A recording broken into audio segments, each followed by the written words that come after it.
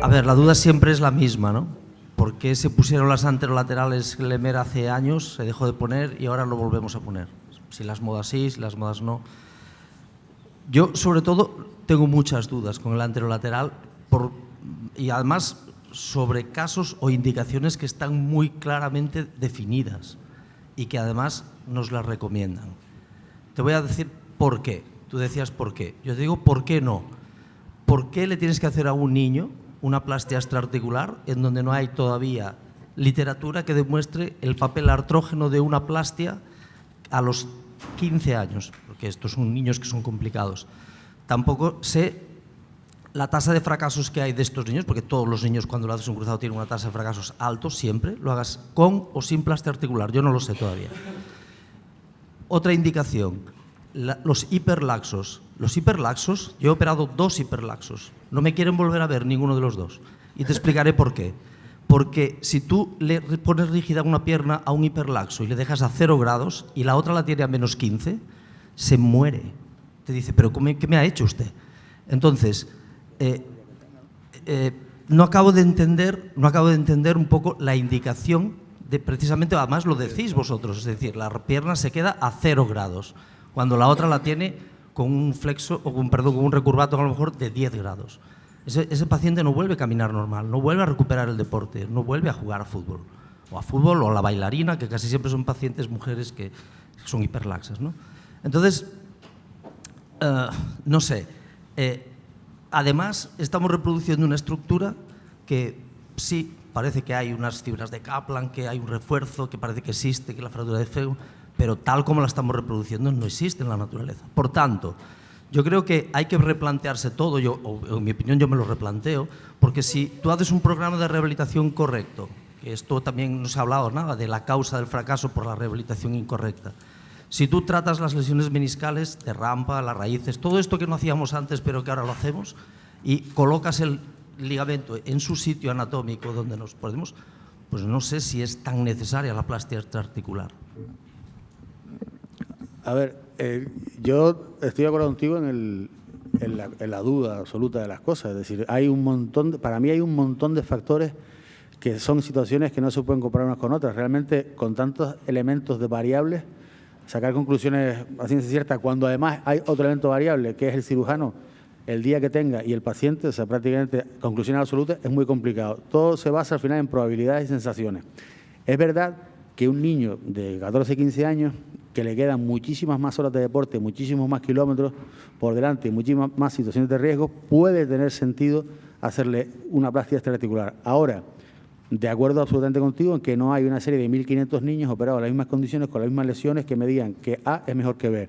Pero la impresión es que si pudiendo hacer una técnica poco agresiva, que no le haga daño, podemos darle un porcentaje menor de lesión, parece que puede ser una buena idea. Absolutamente de acuerdo contigo en que no hay certeza en nada, pero podría tener sentido. Diferente es una persona que no tiene todos esos kilómetros a mí, es que a mí no sé si me operaría el cruzado, no te digo una plastia anterolateral, pero un tipo que de 35 años un día se fue a jugar con su hijo a la petanca y se tropezó y va a ir a la oficina, te da una plastia anterolateral para la vida, pero que son muchas variables. Que ese que tú dices, a lo mejor no hay ni que operarlo. Claro. Pero yo te quería decir una cosa con respecto a la hiperlaxitud. Tú no tienes por qué dejarle, si tiene un recurvatum, fíjale la plastia anterolateral en recurvatum y no tienes que tener ningún problema. Tú has visto que nosotros la hacemos en extensión siempre. Siempre la fijamos en extensión. ¿Por qué? Porque es donde está más tenso el ligamento anterolateral. ¿Con qué? Con el objeto de no tener luego una hiperpresión en la parte externa cuando se produzca la flexión. Pero en el recurvatum yo es que lo veo bastante claro. Fíjalo, lógicamente, en recurvatum y así y es más, una vez que lo has fijado, comprueba que tiene su... En los problemas del recurvatum, más bien, lo que hay que tener en cuenta es la colocación del túnel tibial.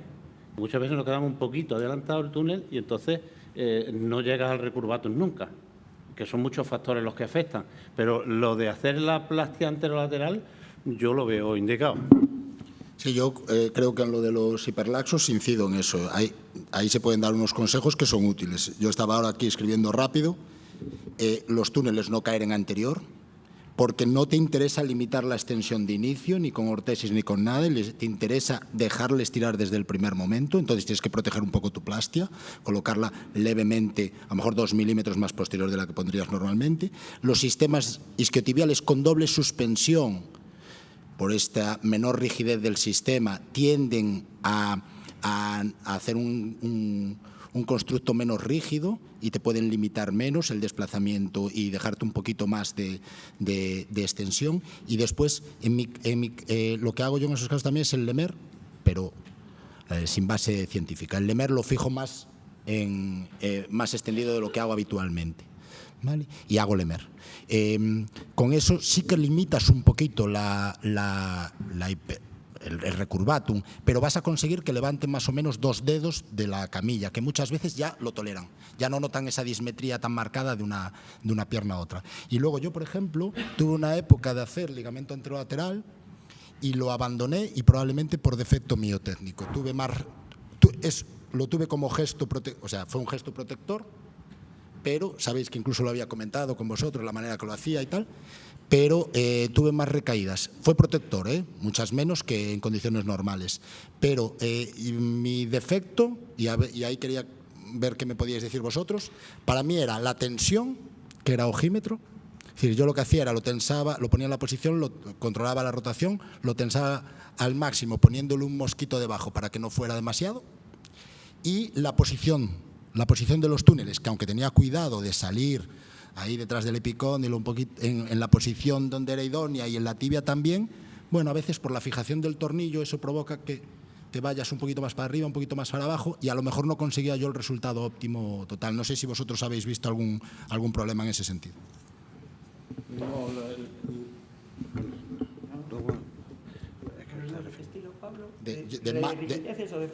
en eso tuve más tasa de fracaso en mi serie particular que con el Lemer. Ya. Hombre, yo creo que... Era un ligamento anterolateral con el gracilis, era el que utilizaba para eso. Sí. Bueno, nosotros utilizamos los dos, el gracilis y el... Sí. Pues con el gracilis solo, yo creo que te queda un poquito... Tendría que ser doble, por lo menos. El gracilis es que el gracilis solo te puede dar 3 o 4 milímetros de plastia. Utilizamos los dos, que siempre te dan 5 o 6 milímetros. Otra cosa importante, hombre, es que sea anatómicos los puntos de inserción. Y por último, fijar siempre en extensión completa. Yo con el ligamento anterolateral es que a mí nunca me acabó de convencer, sobre todo porque la verdad que lo seguí de cerca cuando salió. Primero en el 2013 este señor que dice que estaba ese ligamento ahí, que parece muy bien, y que se insertaba por detrás del epicóndilo y más proximal, por detrás del epicóndilo y más proximal. 3 años después se insertaba por delante y más abajo. Sí. Y aparte, primero era con un implante, después era con 3. Primero me parecía más caro, en 2 años me cambiaron el sitio y digo, pues esto no debe ser muy de fiar. Entonces, reconozco que no me ha fracasado ninguno porque no he hecho ninguno. De hecho, no lo puse en la charla y no se me olvidó, es que no tengo nada que aportar. O sea, y a ver, que seguramente lo hagan y lo harán de puta madre. Pero, ¿Un vídeo con el ligamento anterolateral? No. ¿Desde la revisión? Pero la revisión es un... Bueno, a ver, pero eso es un chorizo que pusimos ahí hacia abajo. Es una mega plástica. Eso no es una LL, es otra cosa. Es un ABS. Pero para ser prácticos en plan curso, cuando uno lleva una charla del anterolateral hoy en día, la pregunta es al revés, ¿no? Es ¿a quién no le pongo el anterolateral? ¿No? Prácticamente, ¿no? Porque prácticamente los pacientes que habéis dicho, excepto el de la petanca, que tiene 48 años y que a lo mejor no hay que operarlo de nada, ¿no? En todos los demás, atletas, pacientes jóvenes, yo creo que es un poco la gran masa, ¿no? Y como decía Néstor, evidencia, la verdad, bueno, pues regulera, ¿no? Bien, es cierto que la cirugía de ligamento cruzado anterior para mí es la más mediática de todas de nuestra especialidad, con mucho, ¿no? Y a veces se le da vueltas a cosas que sin la evidencia trascendente que debería de tener. Hay un ¿no? hay un caso muy claro donde no se lo pondría, y lo tenemos con mucha frecuencia. Es yo. Si yo llevo jugando, haciendo deporte desde chaval, no me ha pasado absolutamente nada, y ahora porque soy un cafre y me meto a un partido que no me tenía que meter, me rompo, y lo que quiero es, bueno, tener una estabilidad para mantener una vida de ocio más libre y para meterme por el monte y tal, pero yo lo que tengo que hacer es quitarme esa actividad de riesgo específico y hacer la cirugía que me deje estar operando y en consulta cuanto antes. Y meterme un gesto añadido no me aporta nada. Entonces, yo soy un caso perfecto. ¿Y Pablo, qué te pondrías? ¿Un cuádriceps o unos isquiotibiales? Me pongo... ¿A ti mismo? A mí mismo. Una rodillera. Yo a lo mejor cambio de vida. Me hago ciclista y gimnasta y piscina y soy feliz. Si me falla en mi día a día, yo primeramente voy a esperar 3 meses. Y voy a mirar si me falla en mi día a día, cuando bajo las escaleras, en la rutita de senderismo un poco más tranquila que haré y tal. Y sí, porque tenemos aquí casos, ¿verdad? Y a lo mejor sí con la rodillera trampeo un día de pádel ocasional y tal. En general, si me voy a hacer algo, intentaría hacer lo que menos notase. Y probablemente un semitendinoso doblado en 3 o en 4, que me diera un 8 y que me entere lo mínimo. Porque mi prioridad, y hay que saber lo que es la prioridad de muchísimos pacientes, no es el esperar 3 meses más, el quitarme un deporte. Mi prioridad es estabilizarme en la vida diaria. Bueno, Juan y yo nos estamos riendo porque después de 20 años de isquios nos hemos pasado el cuádriceps, ¿no? Y tengo que decir que, además lo digo aquí delante de todos, que hiciste una iniciativa en Spotify, sí, donde haces una revisión de los últimos artículos, y me llamó la atención un comentario que hiciste, corrígeme, de que el cuádriceps, hay estudios que dicen que ya a los 12, 15 meses hay prácticamente una reconversión total del tendón, o que hay una recuperación a diferencia de los isquios. Sí, cuéntanos un poco de esto. Es ecográfico. Ese estudio era una recuperación ecográfica. En estudios de fuerza con electromiograma y tal hay más controversia. Hay bastante grupo de paciente, pero pasa igual en el HTH. Hay bastante grupo de paciente que a los 2 años todavía tiene déficits de hasta 10, 15%, que se los echaba la culpa a la potencia flexora de los isquios, y con el extensor también. No hay ningún autoinjerto que no pase una factura. Ecográficamente se normalizan, presentan cambios como de tendinosis leve, de engrosamiento, pero con cobertura completa de fibras. ¿Y el sexo importa? Voy a dejarla ahí, preguntar un momento. ¿El sexo importa? En el mismo paciente. ¿Te contesto modo traumatólogo? Vamos a ver. Acabas de hablar de flexor y extensor, ¿no? En una chica, ¿harías isquios o te vas más alto? Estoy empezando a hacer algún cuádriceps más. Me he encontrado bastantes casos, chico joven también, muy delgadito, y algunas chicas que te hacen una inhibición cuadricipital muy marcada, que hay que incidirle a los fisios que la eviten, y al final te hacen, por el dolor y la molestia, una contracción isquiotibial. Y al final lo que tienes es un vector flexor. Y te puedes encontrar rigideces son casos muy difíciles de sacar adelante, y acabas haciendo artrolisis y tal, y un resultado así. Pero muchas veces en las chicas va asociado a una cirugía meniscal que has hecho. Y también es importante que los cuádriceps nos venimos arriba, porque vemos ese tendón y dices, hostia, ahora yo saco el tamaño que me da la gana. A partir de 10 hay muchísimo más índice de ese problema de artrofibrosis que con 9 o con 8. Vamos. Yo tengo una duda con el Lemer, que a lo mejor es una chorrada, que tiene que ver con el cierre del Lemer.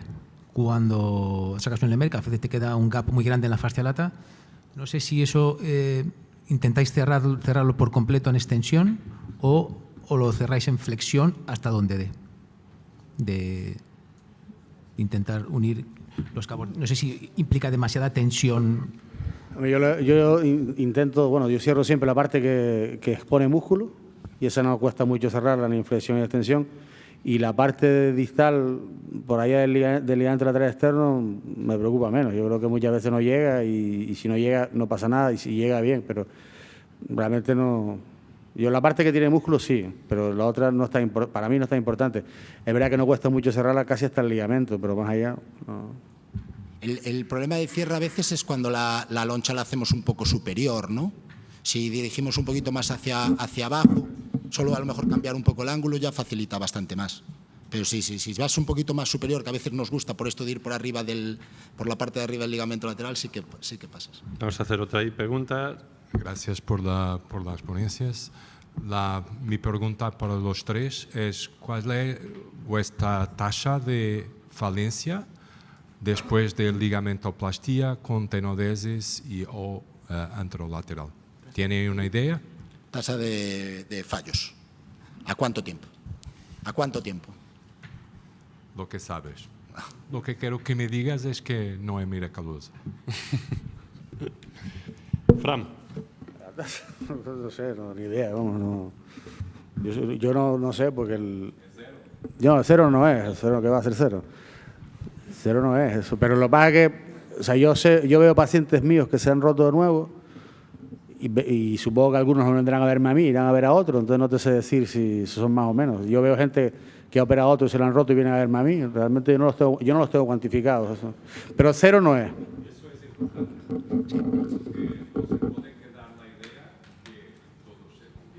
No.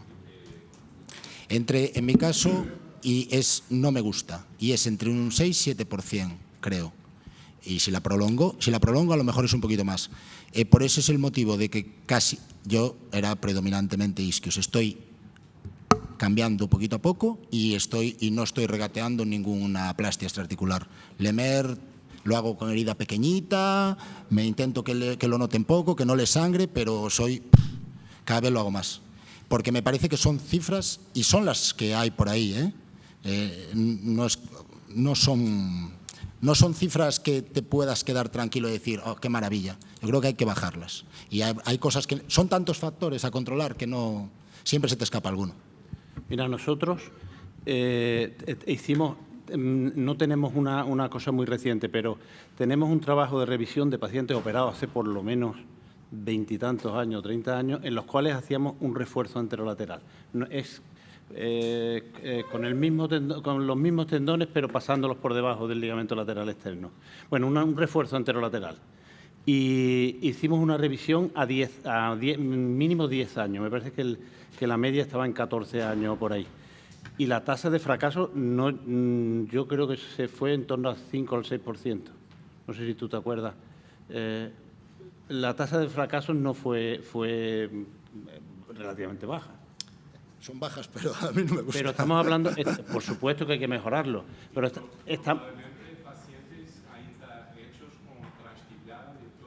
No, la técnica era distinta.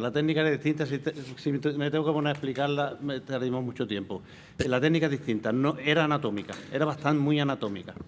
Pero, y con un seguimiento mínimo de 10 años. Pero en pacientes jóvenes, con deportes de pivotaje y sobre todo en superficies abrasivas, es que las tasas de rotura del contralateral superan eso. De largo, 15%, 20%. O sea, que también hay que ponerlo en la balanza, por lo que decía él de las cifras. Son buenas también, si lo valoramos así. Yo me quedo más tranquilo por eso. Sí, pero la incidencia de roturas, o sea, las roturas, perdón. No, Néstor, deja. Yo que las roturas o las inestabilidades postplastia son multicausales. Una es biológica, ¿qué culpa tenemos nosotros de que la plastia se integre o no? Otras son nuevos traumatismos, ¿qué culpa tenemos nosotros de que el traumatismo sea nuevo? Errores técnicos, evidentemente, lesiones asociadas no detectadas, pero a lo mejor ese 6% que te preocupa tanto, que a mí me preocupa también, que si atribuibles a la técnica quirúrgica puede ser la mitad, o sea que tampoco. Sí, a mí me preocupa porque eso, lo que hablábamos antes de síndrome de impostor y tal, hay que saber defender las cosas. Tú cuando le dices al paciente y te pregunta ¿cuántos fallan? Yo no le digo 7%. Yo le digo, fallan pocos hoy en día. Vale. Entonces, lo que interesa, claro, también no le quiero crear preocupación, lo que interesa es que nuestra práctica, puliendo detalles o lo que nos pueda aportar, bajemos eso. No vamos a eliminarlas, porque además cada vez los futbolistas son mejores. Y los deportistas en general, baloncesto, cada vez son mejores. Antes un pívot, ¿qué tiene que ver un pívot moderno con un pívot antiguo? Nada. Y entonces cada vez vamos a tener más lesiones por esa inercia. Pero yo creo que son cifras que tampoco podemos defender con orgullo. Vamos, Fran. Yo es que iba a algo más mundano, pero bueno, ya aprovecho. Yo lo que les digo es que yo no les puedo poner un ligamento cruzado como el suyo, que les pongo una cuerda de un sitio a otro y que hace lo que puede esa cuerda y no va a ser como el suyo. Pero lo que te iba a preguntar, y ya que dijiste lo de la incisión pequeña, yo cuando ves todos los vídeos, ves el vídeo ese de Diego que se hizo muy popular y eso, y ves cómo se hace el Lemer, ves muy bien cómo se hace la disección proximal de la fascia, pero no se explica muy bien cómo hay que desarrollar esa disección en distal, de si hay que desarrollarla mucho, si tienes que llegar bien hasta el tubérculo para tener la plastia bien extendida en su disección. Lo de la incisión pequeña, hacer eso de una incisión pequeña, también todos queremos hacer incisiones muy cosméticas, pero a veces esa disección. ¿Vosotros creéis que el gesto técnico de no desarrollar bien el Lemer en distal puede tener una implicación en que ese Lemer fracase? Que la tensión que tú le das no sea la adecuada porque no hayas desarrollado bien la disección hasta la inserción.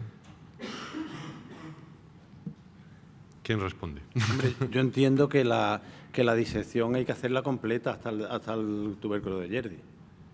Es que a veces da la sensación que con exposiciones muy pequeñitas te cuesta llegar un poco en distal y te quedas un poco antes de llegar, que no pasas las tijeras o el disector. Sí, quizá a lo mejor bajar al tubérculo exacto no, lo que sí, y lo vemos en la práctica, si porque hiciste la incisión solo te pasas medio centímetro del ligamento, te pega una curva, cuando quiere entrar el ligamento, te pasa forzado, vas a irritar seguramente el ligamento, no sé si hay cifras de eso, pero puede que sí.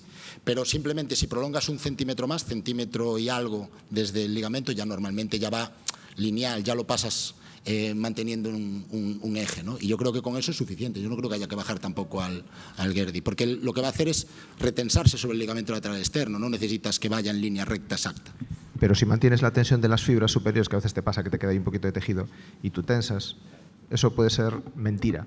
Eso que cuando el deportista, sobre todo las chicas, cuando vayan, que se vaya elongando. Yo es que he tenido alguna plastia extraarticular que no ha tenido el control del pivote que a mí me gustaría. No sé si os ha pasado a vosotros. Y a veces veo la incisiones muy cosméticas que a lo mejor no me paré en ir bien abajo, no lo sé. Habría que ver también si tiene raíz y tal. Yo, por ejemplo, la raíz, que lo hago transtibial, por lo que hablaba el doctor, que cuando bajas el hilo por el hueso hay muchos puntos de roce y lo fijas muy lejos.